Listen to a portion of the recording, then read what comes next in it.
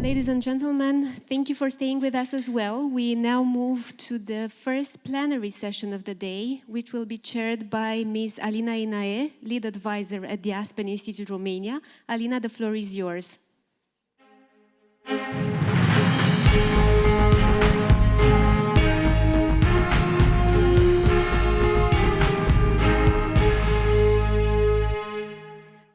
Thank you very much, Mirela. We are moving into what is going to be a very interesting and I'm pretty sure engaging discussion. But before this, I do want to take 2 minutes and 27 seconds of your time to watch a little bit of a video that was prepared by the Ministry of Defense of Romania.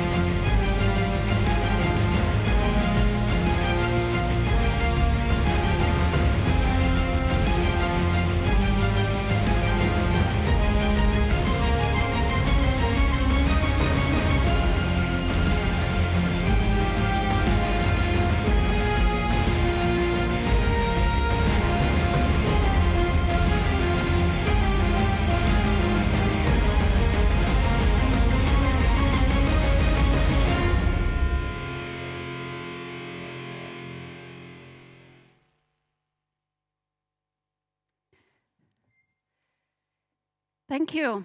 And with this, I do invite my 7 speakers on the stage, and I will introduce each of you as we go into the discussion. Please join me on the stage.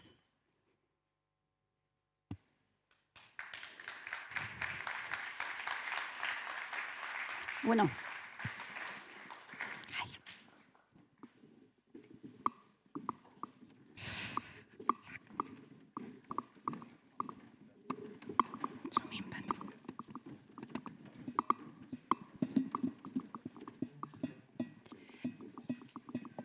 The title of this panel is looking at European security through new lenses.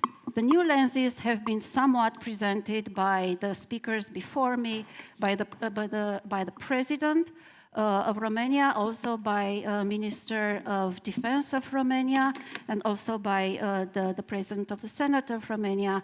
It is a new way we are looking at security, the extended security, the consolidated security, which seems to be now the new term, expanding it from the military operations, from the military realm to other sides of life, to other aspects of life, including economic, including societal.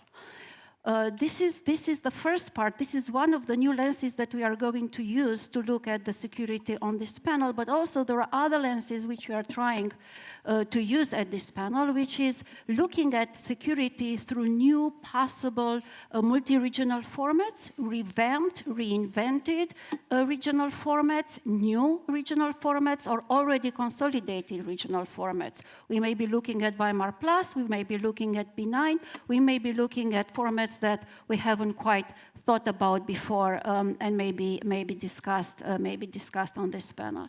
And as you will see, I have here with me 7 speakers who really represent the entire Europe, north and south, east and west, and center, which I think is going to really bring a lot of depth to our conversation. But to keep the conversation substantive and to keep the conversation engaging, I do remind each of the speakers that I will only give you, and I have this right as the moderator, only give you 4 minutes for your initial remarks, your initial presentations, and then we'll take another round and then turn to the audience so we can really engage them as well.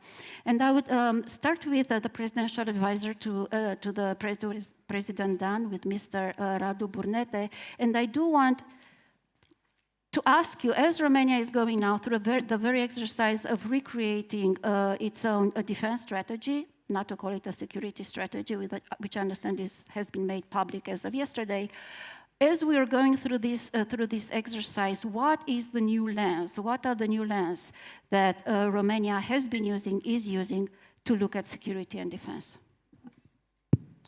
Thank you, and it's a pleasure to be here with you today. First, just a clarification, we did not publish the strategy.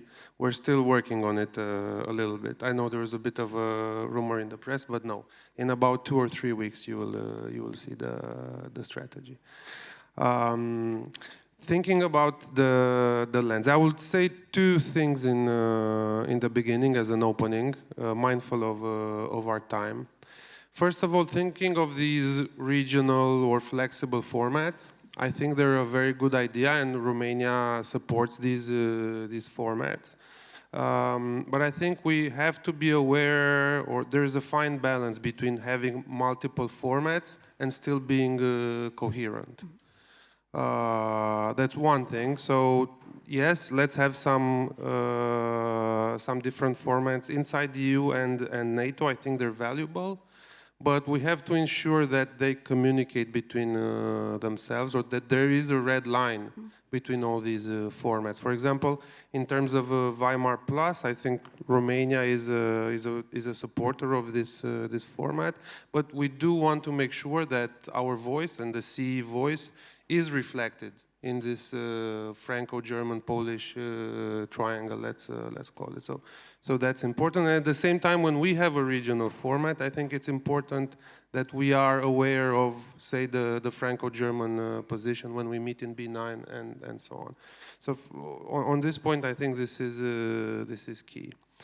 On how we think about security, and this is an area that has been preoccupying me as of late, is there are certain new dimensions that we're looking at. The economic dimension is important. I don't think Romania necessarily in the past few years really had a structured thought of what are the main threats to our economy,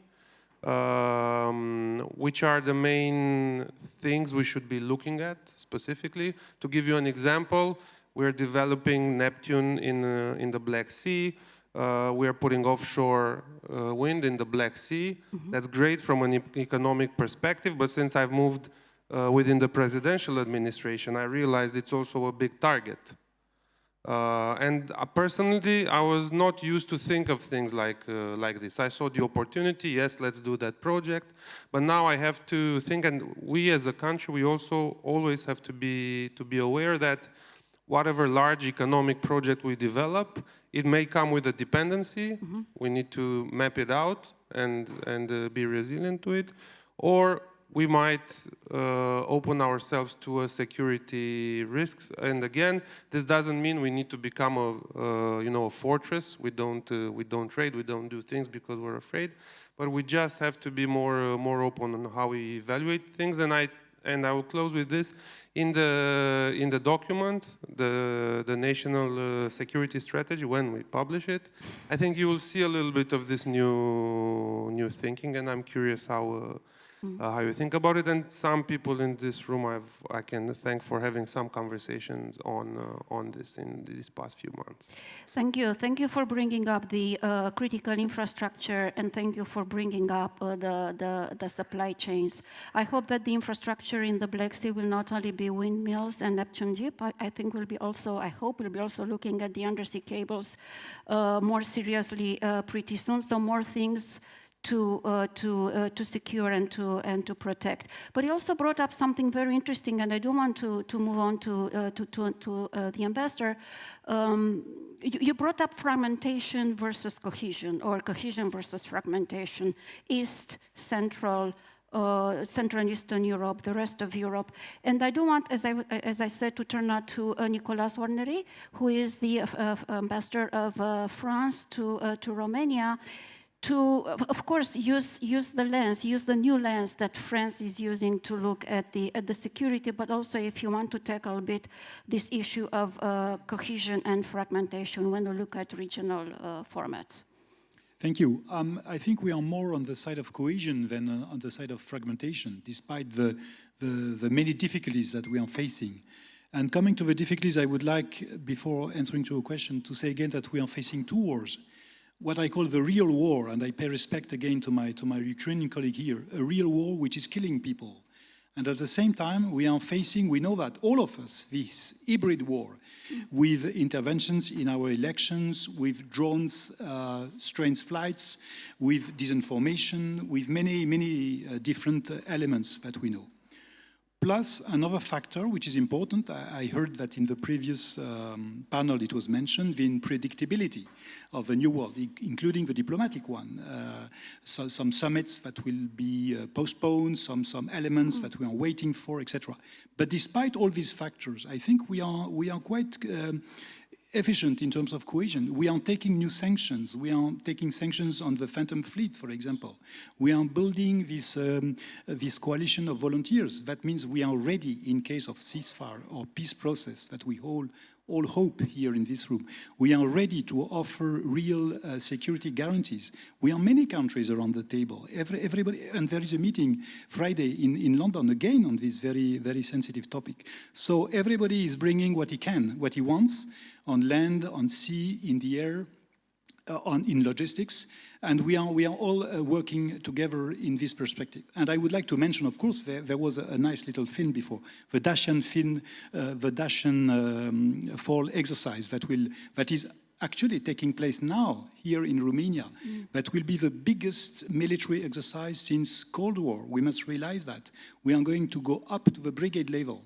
It has never happened since the end of the Cold War. So many people traveling by bus, by plane, so many equipments traveling by boat, by train, by trucks, and it will have a sort of culmination on the 13th of November in the Cinku camp with DV-Day, and I think it's a very strong strategic signal sent to you know who, to Russia, and it's very useful. So I think I would like to be positive and optimist. I'm not of an optimistic nature, but today I'm optimistic because in this season I think we are more coherent than divided. That's good news. I do remember conversations with you last year and in previous months, and you are not very optimistic as you just said. So. Good news. And you brought up a very interesting issue, which I hope some of the speakers will pick up, which is military mobility. Yes, soldiers are moving, weaponry is moving around as long and only if military mobility allows them to. I do want to move to yet another new lens to security, which is a lens coming from the private sector. And it is important, that was mentioned in the speeches before, that we do keep the private sector engaged, that we do take the private sector and their views and their concerns into consideration when we design these new approaches and these new strategies. So I do turn to you, Norman Heit. Norman Heit is director with the Vodafone Group, director for, you have a very interesting title, Global Corporate Security and Resilience. With the Vodafone Group. So, Norman, please, go ahead. Thank you, Alina. So, yeah, the title can mean everything and nothing, right? So, I try to give you a proper perspective of our view from an industry perspective on defense and resilience. But 4 minutes is quite challenging, so I'm going to be close to the script. Otherwise, I will completely blow my window here. So, apologies in advance. You probably have to throw a bottle or so. So as the landscape is changing, as we all know, and conflicts are getting more complicated, my script actually says something that Nicolas already picked up on, which is hybrid warfare. But hybrid warfare, in my view, and there it goes already off script, doesn't do justice to the complexity of the challenge. It's actually more all-encompassing, universal challenge that we're facing. And those conflicts spread across energy grids, financial sector, and of course also digital connectivity. And they have evolved far beyond the traditional battlefields. Now, they're also marked by the blurring of state and criminal activities, activism/hacktivism, and also mainstream use of AI, if you only think about sophisticated phishing attacks or social engineering more broadly. They're also more targeting public administrations and critical infrastructure. Now, despite this escalating threat environment, Europe still remains to some extent a fragmented digital market.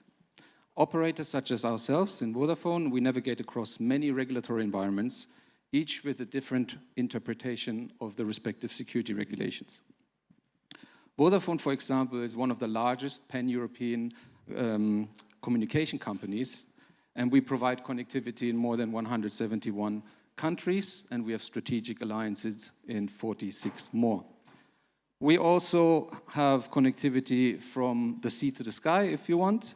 We manage over 1 million kilometers of subsea cable infrastructure, carrying 12% of global internet traffic, and we're also an early stage investor into satellite communication from a direct-to-device perspective. We do Internet of Things, connecting more than 180 million devices globally. And in terms of the new lens from a government's perspective, we see changes in mainly 3 areas. First, the changes to the regulatory environment. Laws like NIS, DORA, and also Cyber Resilience Act, they do raise the floor when it comes to minimum security standards. And they've also introduced more severe penalties for non-compliance when it comes to security, which is a good thing. Now, that new regulation also reflects a more holistic approach to security more broadly and also towards network security, giving emphasis to things like physical security, supply chain security, and also personal security, away from your traditional, let's say, topics of interest in the cybersecurity, information security space. There's also more focus on business continuity and disaster recovery. And this is acknowledging the fact that not every attack will be deflected. Therefore, how we detect, recover, and respond to such incidents is a real measure of resilience. The second development we see is more collaboration between Europe's defense forces, us as CNI providers, alongside an improved support from government to secure the digital infrastructure. In most, if not all of the European markets that we operate, we see an increasing willingness from the governments to treat ourselves and our partners as true key stakeholders and partners on national security, with more willingness to share information and hopefully in the future also more willingness to exercise. The third thing we see is a change in the increased focus on digital sovereignty, supply chains, as I said earlier, and the control of strategic/digital assets. Greater digital sovereignty is of course essential, but it cannot be bound to the borders of the EU alone. The reality of Europe's digital landscape demands a pan-European approach to sovereignty, and we should look further, involve trusted and like-minded countries and allies such as Japan, Australia, and the UK, who are all on their own journey towards digital sovereignty. And only by working with such allies and jointly can we maximize the funding challenges and also utilize talent and capacity. Now, in terms of the solutions, resilience means our ability to withstand, recover, and adapt swiftly. The Nordics and Baltic states in particular have pioneered the approach to total defense and treating communications as a national security resource and us as provider of communication services as a true partner going beyond the theoretical approach of public-private partnerships. Can I just interrupt you here for a second, actually for more than a second, because you brought up something which I think is very interesting, and I do want to turn to the other speakers to pick up on it, which is the importance of partnerships. The importance of partnerships beyond EU and beyond EU membership and beyond NATO membership, which partnerships which are becoming more and more important as we go more into our autonomy, increasing our autonomy and our credible deterrence. I do want to turn to could have been my colleague if I stayed longer at GMF, Berdnarczyk, who is now the director of the Warsaw office of the obviously German Marshall Fund, and who's also very familiar with what happens not only in Central Europe, in Poland, but also what happens on the other side of the Atlantic. What is your new lens, Philip? Indeed. Thank you, Alina, and very good to be here with you all on stage and here in Romania. Before I jump into the topic, I want to share a short story, because I was talking to my mother 2 nights ago before my trip to Romania, and she got quite emotional when I was talking about Romania. She's a musician, so it's easy for her to get emotional. But being from southern Poland, both her mother and grandmother fled to Romania at the beginning of World War II. So this is a nice tie into all of us. And I know we all have stories and interesting stories that imprint, imbue, inspire some life decisions, whether or not we know we make those decisions.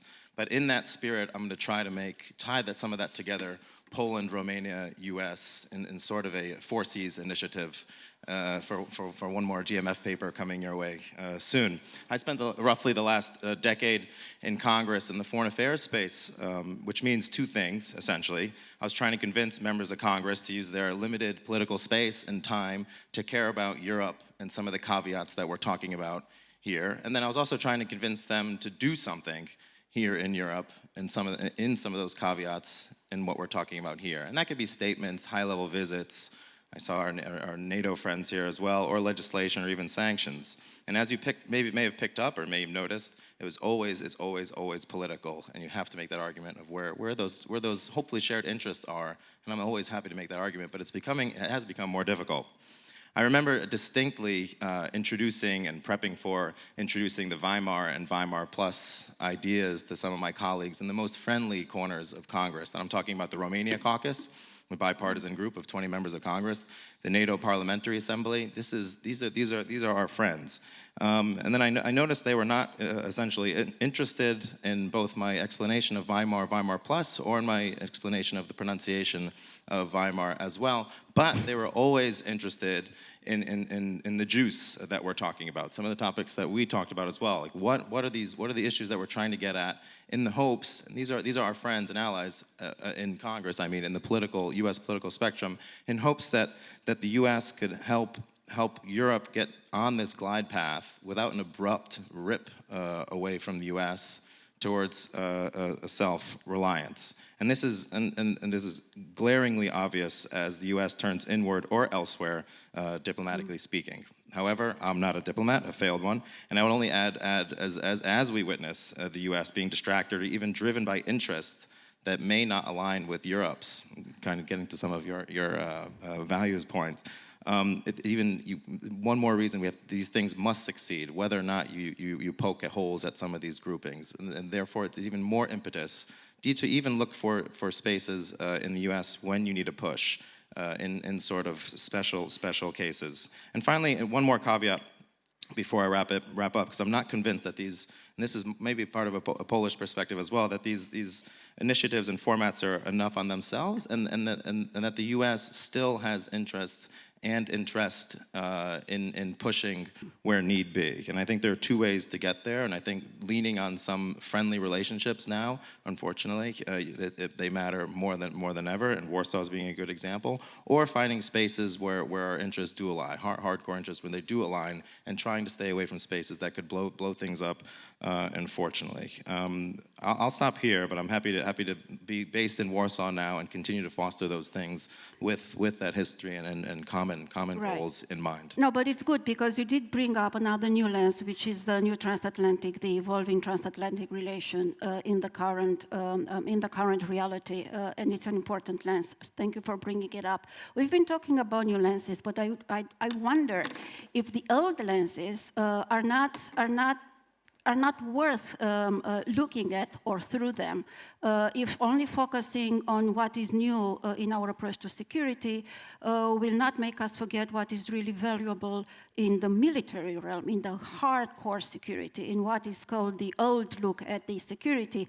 And I do turn to General Iulian Berdilă, who is the Deputy Chief of Staff of Romania, with a lot of experience in theaters of war in Iraq and Afghanistan, and I think you're the best, fitted to answer the question.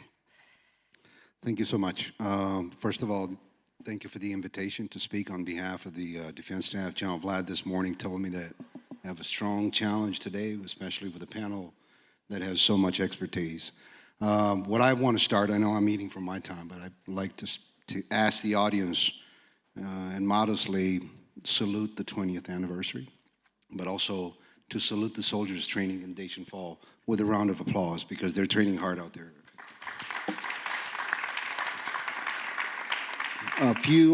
Thank you so much. Few points. I want to stay close and sharp to the time. Number one is His Excellency, Mr. President, also the Minister of Defense, the Chief of Defense, they all talked about this alignment of strategies, and this is very important for us, the military, because we need two things change: time and speed of how we produce concept of operations plans, which I know they're not perfect all the time, but what is important, I do get my ends, means, and ways from something that is strategic and above me, and this is very much needed for the military plans we have today. I do confess we work hard for the part of the Strategic Defense Review that actually influxed the analysis of the national security strategies. Other agencies participated. So again, this is very important for a geography that becomes both complex and complicated. And I would just point from a military factor. And when we thought about what are some of the emerging threats for the next, or challenges for the next 10 years, this combination of how do I maintain coherence, oh, by the way, not fragmentation, between North and South, Romanian military and Poland military especially, and then how do I look at the cross of between the Black Sea and the Balkans. So this is a cross of challenges that we need to, in military terms, address in scenarios and be ready to execute. Talked about convergence is also the three pillars, NATO, NU, and also strategic partners that we have, and the concept of MDO, and this is very important. Multi-domain operations has been introduced for the last 3 or 4 years in Supreme Headquarters Allied Powers in Europe. And this was very much the inception of a concept that produced also the deterrence and defense of the AOR and the SACEUR. Again, foundational 360 environment for the entire transatlantic community of military capabilities. But it was something to start with. Two sources, as you can realize, of challenges today for us. It's not the classic land, air, and maritime. It's the cyber, and guess what? The space. And if you can tell me where I can find space soldiers for the Romanian Armed Forces, let me know. Second thing, where I can find the payment and the competency retention for that space soldier, let me know. So challenges that we look at, and we pretty much address some of the options. Third one for this is readiness and innovation. This is a challenge for military defense, or part of the defense staffs and the chiefs of defense that actually try to respond every day for what's to fight tonight and what is to innovate in the next 10, 15, 20 years. And this challenge creates frustration sometimes because you need to adapt fast and stay on the resources, but you also need to be ready to stay at the level of readiness. Last point, enablement. Has been discussed here in so many other universes of capabilities. One, it's the industrial base, and this is huge. Both Romania and Poland, also Europe is putting instruments like SAFE and Rearm Europe at disposal to create that capacity. Bottom line is how fast and how much and how many. If you can produce faster, if you can produce where and how you can resupply these military resources. Last but not least, military mobility has been discussed, common factor for all of us, but I would like you to look at the one special quality of the Black Sea region. It also connects with the Danube. So you have a main military corridor that gets into the Black Sea region. You're talking about energy, agriculture, economy. Look at how Europe actually connects to the Black Sea region. I'll stop here. I'll be ready to answer for some of the questions. But that's a perfect leeway into our next speaker, because you've been mentioning Black Sea and you've been mentioning Danube. So it's wonderful to introduce the next speaker from Bulgaria, Nadezhda Neynsky, former foreign minister of Bulgaria. So what is your new lens or old lens at looking at security European-wide? Thank you. As you rightly pointed out, I want to focus on the Black Sea because Russia's full-scale aggression is not simply a violation of international law. It's a direct and lasting threat to the security of all allies and the stability of Euro-Atlantic community. The war has transformed our understanding of security. The Black Sea is no longer Europe's periphery. It is Europe's eastern shield. The shield that protects our values, our economies, and our shared future.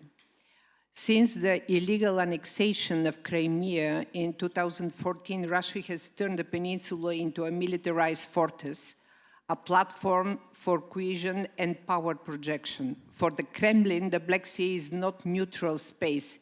It's a strategic buffer and a sphere of influence. Russia combines military force with hybrid tactics, disinformation, cyber attacks, and pressure on crucial infrastructure. This is no longer a regional problem. It is a global challenge that affects energy routes, maritime trade, and food security. This is why the deterrence in the Black Sea must be built not only on ships and bases, but on resilience, coordination, and ally unity. Recent months have shown that the Black Sea is again central to global security. Under US mediation, Russia and Ukraine discussed limited arrangements for safe navigation, but Moscow has tied every step to sanctions relief, while still aiming to cut Ukraine's access to the sea and expand control near Odessa. Despite this, Ukraine has regained initiative. Through innovative naval tactics and Western support, it increased exports through Odessa and proved that Russian dominance is not absolute. For Bulgaria and our allies, this reveals a simple truth. The Black Sea is a space of both confrontation and opportunity. Its security depends on how we combine defense, diplomacy, and connectivity. Bulgaria stands firmly committed to NATO collective defense and to a stronger European pillar within alliance. We are hosting multinational formations, investing in infrastructure and military mobility, and actively contributing to NATO's presence on the eastern flank. Together with Romania and Turkey, we launched the Black Sea Mine Countermeasures Group, a visible demonstration of allied unity at sea. We have also proposed a regional maritime coordination center in Bulgaria to strengthen situational awareness and protect crucial underwater infrastructure. These efforts show that even smaller allies can make a strategic impact. Security today expands far beyond the military domain. It's about infrastructure, logistics, and economic connectivity. Pan-European Corridor 8 is not just a transport route. It's a strategic artery connecting Adriatic, Aegean, and Black Seas, enhancing mobility and regional integration. The Black Sea is also Ukrainians' economic lifeline. Initiatives like Solidarity Lanes and Grain Corridor are crucial for global food security and for keeping Ukraine connected to world markets. In this complex environment, NATO and the European Union must act together. Let me stop you here for a while, because it's very interesting that you're the sixth speaker, if I'm not mistaken, and it's for the first time that Ukraine has been mentioned, which is important, and it's also very interesting, because I think and I hope it shows commitment to security beyond beyond the war in Ukraine. Let me turn to the last but not least important or interesting speaker, and bringing your point of view and your lens into this new and old approach to European security. Jo Inge Bekvefold, did I pronounce it correctly? Almost there. Who is a senior advisor with the Norwegian Institute for War Studies. Excellent. Thank you for having me. It's a great honor to take part in this event. My background is perhaps a little bit different. I'm working mostly on geopolitics, China-Russia relations, so my remarks will kind of reflect that. I would like to highlight that Europe is facing 4 balancing acts. But before I delve into those, let me say that is geopolitics, is it a new or an old lens? It's actually both. It's an old lens in the terms that the power balance and geography always matters. I think Europe has kind of ignored that for some time, so we are partly paying the cost for that ignorance for some while. So it's partly old, and it has always been there, will always be there. But it's new in the sense that we are actually facing an unprecedented international situation. I mean, the post-Cold War order is definitely over. I don't think we can expect that to return. So we are in a new era of great power competition, but very different from what we have faced before. It's kind of like the Cold War, but also different. During the Cold War, 2 superpowers, the US and Soviet. Today, 2 superpowers, the US and China, meaning that the center of today's rivalry has moved to Asia. It's not in Europe anymore, meaning that Europe, for the first time in 600 years, is actually in the periphery of international affairs. I think that's also important to take into account. So we're facing a very different situation.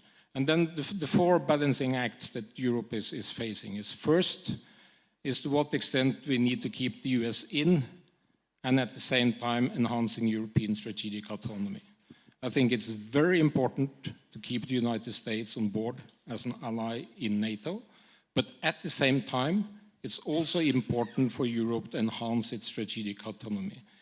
Not necessarily because the US is not willing, but potentially also because the US is not able to, because the main threat the US is facing is not in Europe, it's actually in Asia. The second balancing act is to what extent we should keep China in and China out.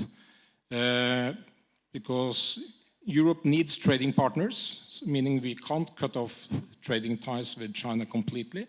So we need to still continue working with China on trade and economic cooperation.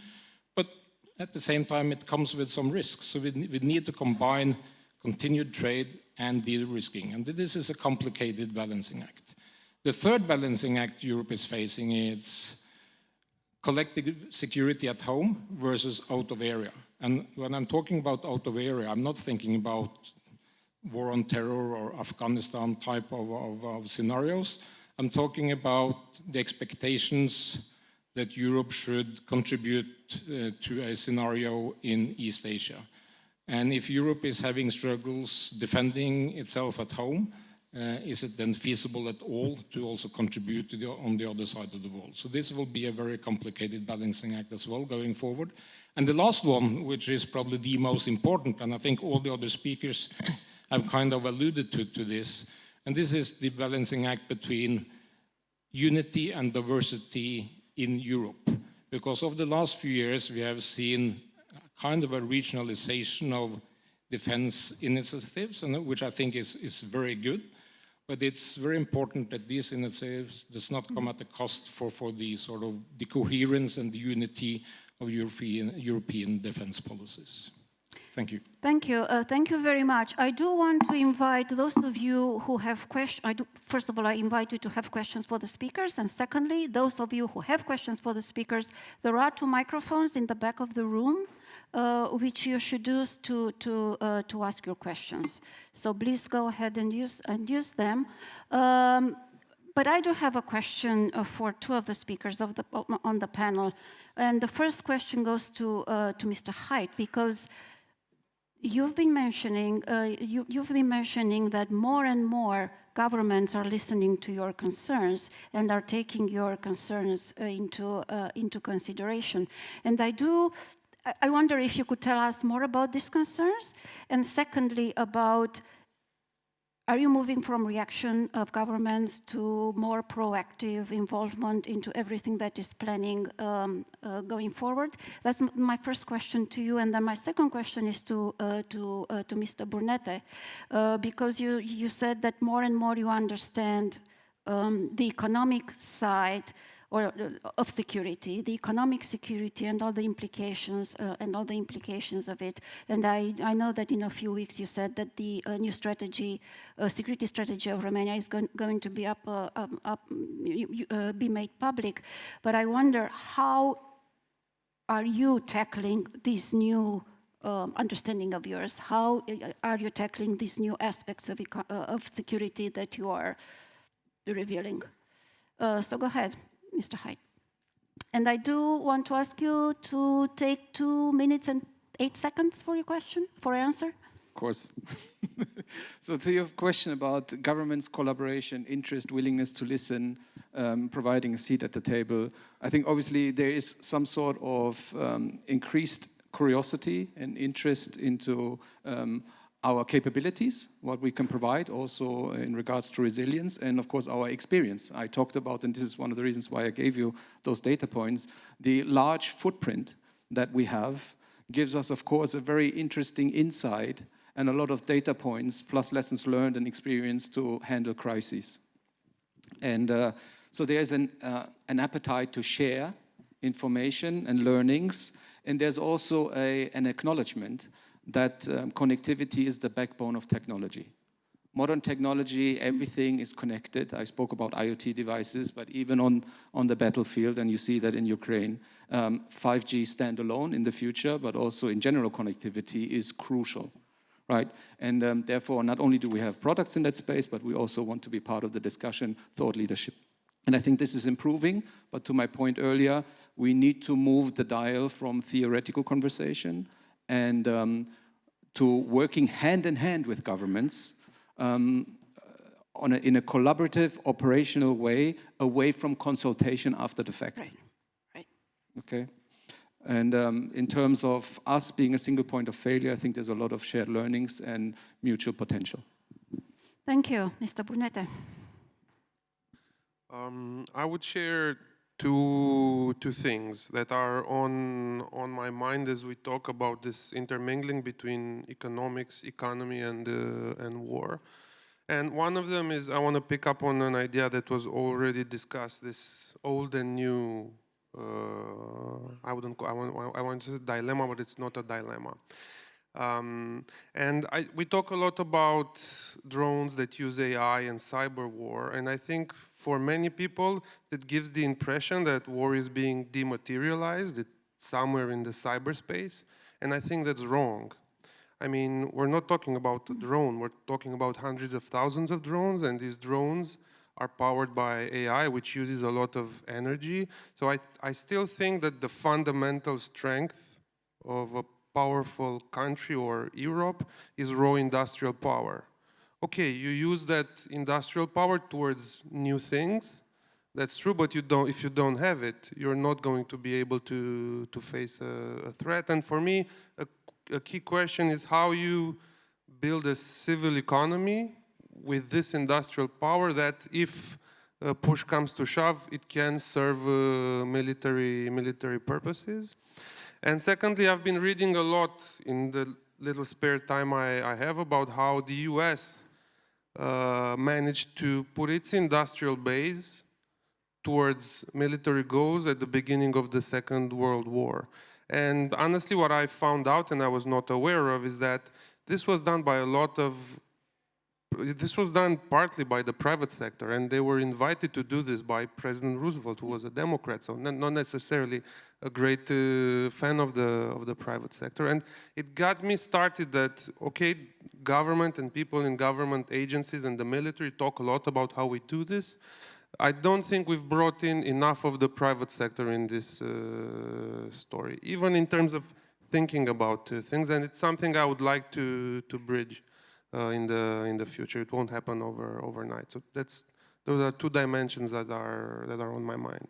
Well, then I invite you to stay close to the future events that Aspen Institute is going to be organizing, because everything we do is in everything we do, we are trying to bring together the private sector, the officials, and the strategic community. Are there questions from the room to the speakers?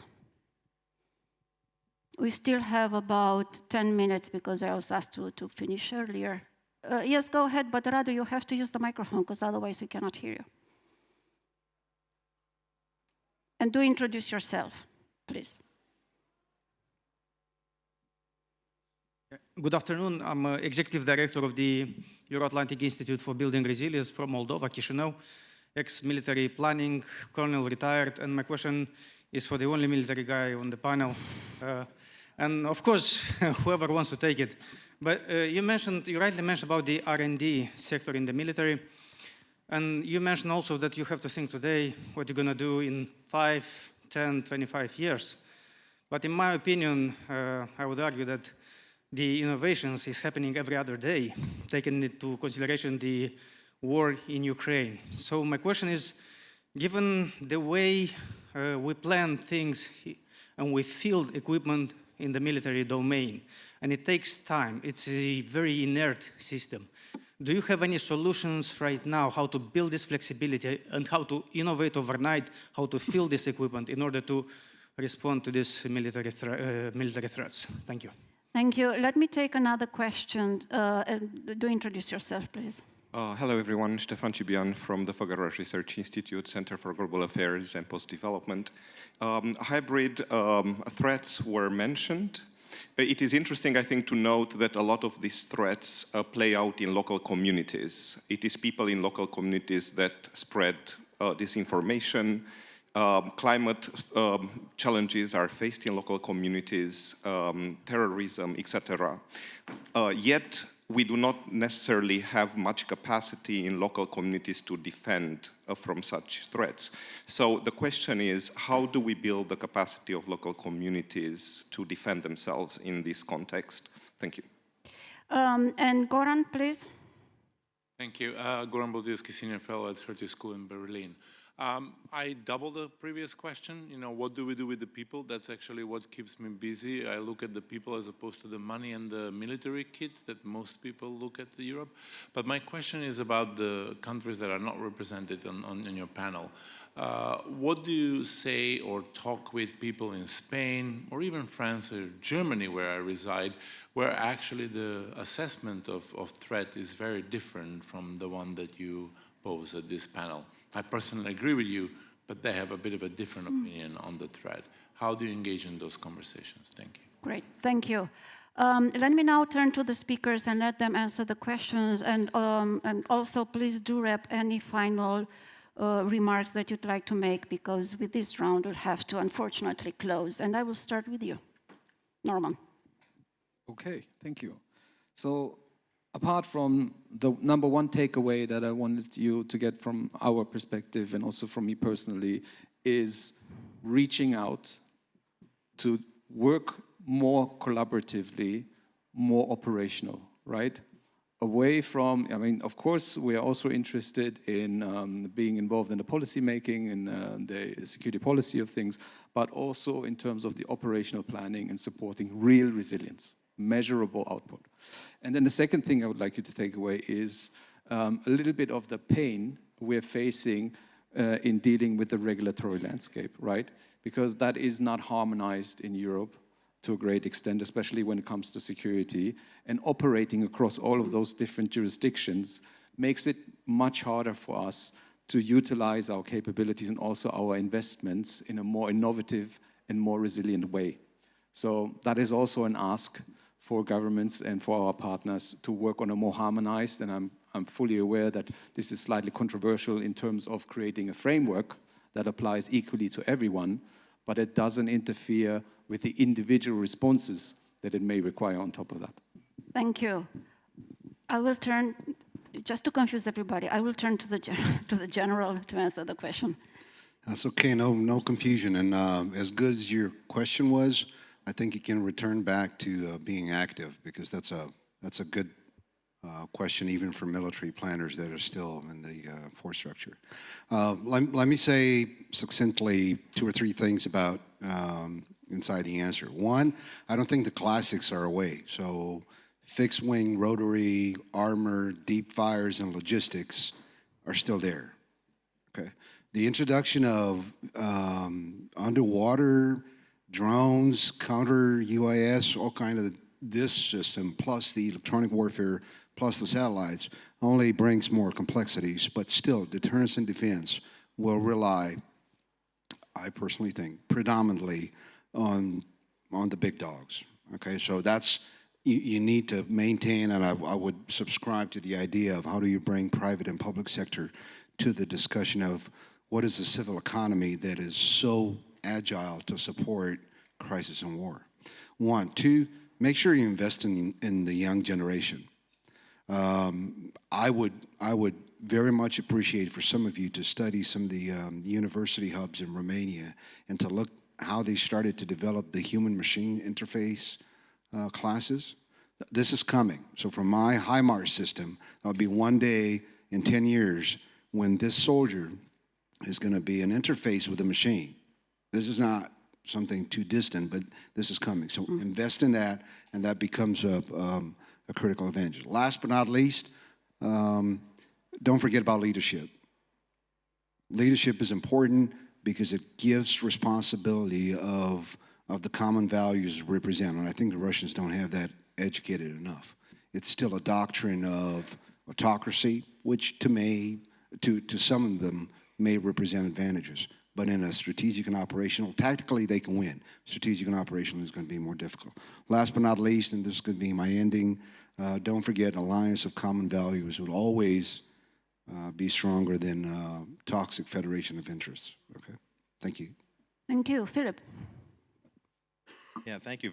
Very, very briefly on the hybrid threats and local question, because the GMF, we do a cities program, and I think also from the American perspective, when we think about support for Ukraine and waning support for Ukraine, from a mentality that here's what we're doing from Ukraine, and not looking at it from the mentality that we have a terrifying real laboratory that's going on in Ukraine right now, and the lessons that we could learn from them as well. And I also say that from my experience, in our experience as well, with the drones and the cold shower from the drone situation in Poland not that long ago, and it wasn't so much a Warsaw response that left people thinking, but also like, are we locally prepared from that? And that's only looking to our Ukrainian friends, but very much on a local get out of Kiev, get out of Washington level. So I appreciate that. Thank you, Ambassador.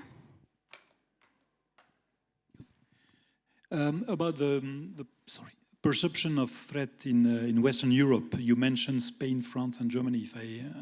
If I got you correctly, the perception in France is the same as here, actually. Despite the difference of position in geography on the continent, we've got exactly the same perception in my country. This is why we volunteered very quickly to be framework nation here. This is why we send so many troops. Here in Romania, we've got the biggest military deployment abroad, French one, I mean. So, and we will go on insisting on this, and we are very happy, if I can say so, to play this Dacian exercise maneuver, because it's very, very important.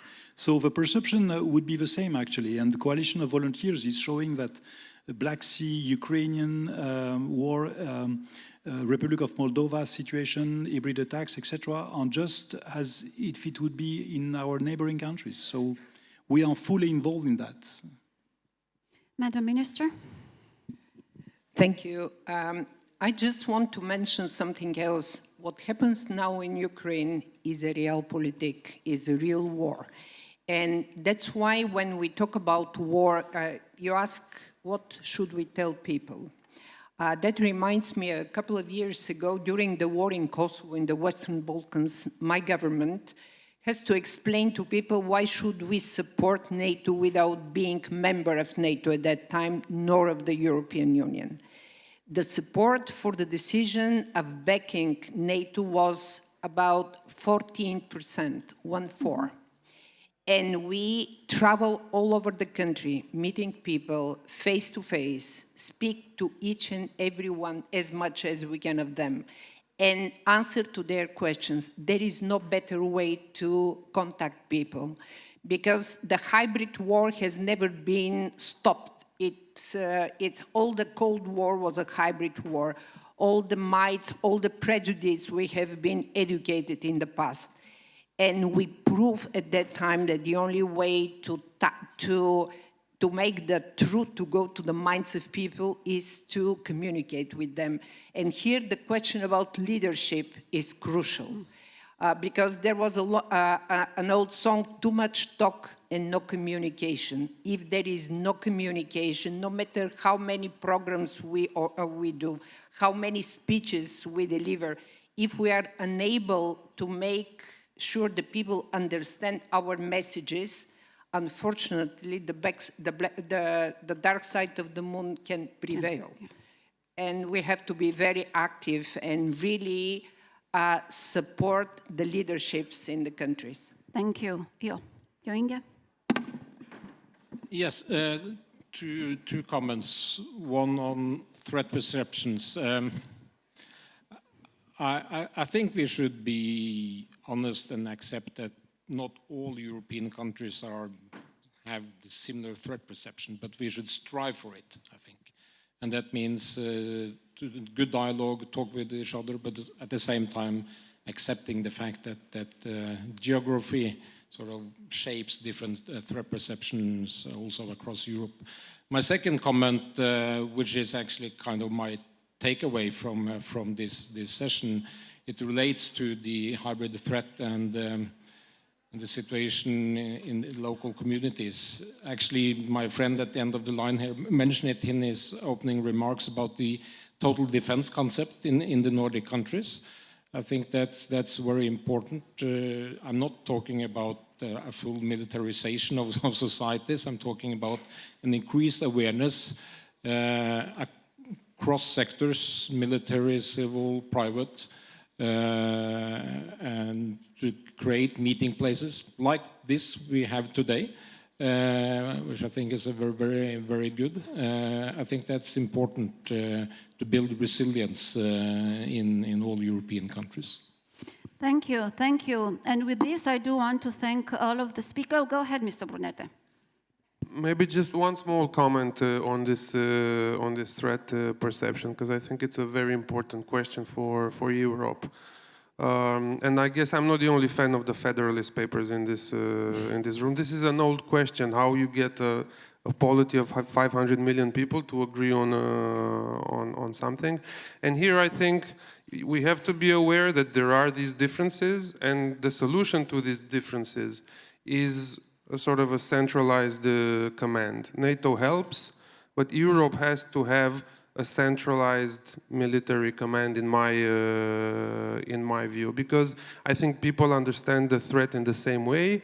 What's difficult for a democracy with high deficits is to agree to what extent you shift resources to Eastern Europe, because the threat is here now. And for that, you need a democratically elected centralized command that then makes these decisions. Otherwise, we're going to be sitting in committees for a very long time. That's my perspective. Thank you. Thank you for throwing such an interesting idea at the end of the conversation. This is worth another conversation, maybe some other time. Please join me in thanking the speakers and thank them for being on time.